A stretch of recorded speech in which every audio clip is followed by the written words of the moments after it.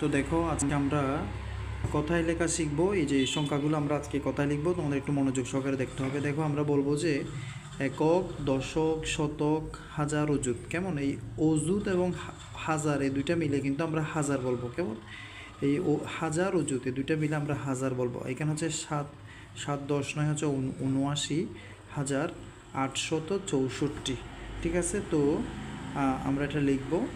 এবং এটাও কীভাবে করতে হবে যে এই দেখো একক, দশক, শতক, হাজার, অযুত।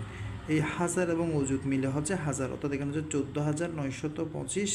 এরপরেরটা খেয়াল করো যে একক, দশক, শতক, এটার একটা কমা হবে, একক, দশক, শতক, হাজার, অযুত, লক্ষ। তাহলে আমরা প্রথমে এটা লিখব যে 7,94,805। আমি এখানে লিখব বানান করে, যে লিখব যে হচ্ছে 7 লক্ষ, এই যে 7 লক্ষ লিখে ফেলাম, এটা হচ্ছে 94,000।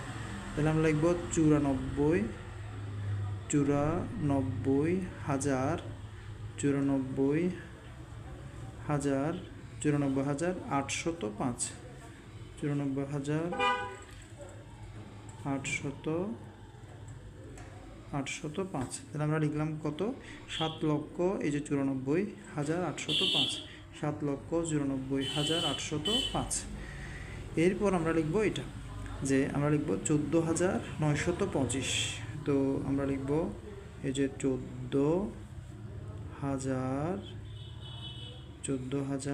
আমরা লিখব 925, 14,000, এই যে 14,925। আমরা লিখব 14,925। ঠিক আছে, তো আমরা প্রথমটা লিখলাম যে 7,94,805। এরপরটা লিখলাম যে 14,925। এখানে শতকের আগে একটা কী হবে? কমা বসাতে হবে। এখানেও শতকের আগে কমা, তারপর হাজারের দুইটা মিলে কিন্তু হাজার এবং অযুত দুইটা মিলে আমরা হাজার বলবো। এরপর একটা কমা, এর আগে একটা কমা হবে, এটা হচ্ছে লক্ষ। তাহলে 7,94,805 আমরা লিখলাম। এবং যে জিনিসটা বাকি আছে সেটা হচ্ছে এটা। ঠিক আছে, 79,864। ঠিক আছে, এটা লিখে আমাকে কমেন্টে জানাও।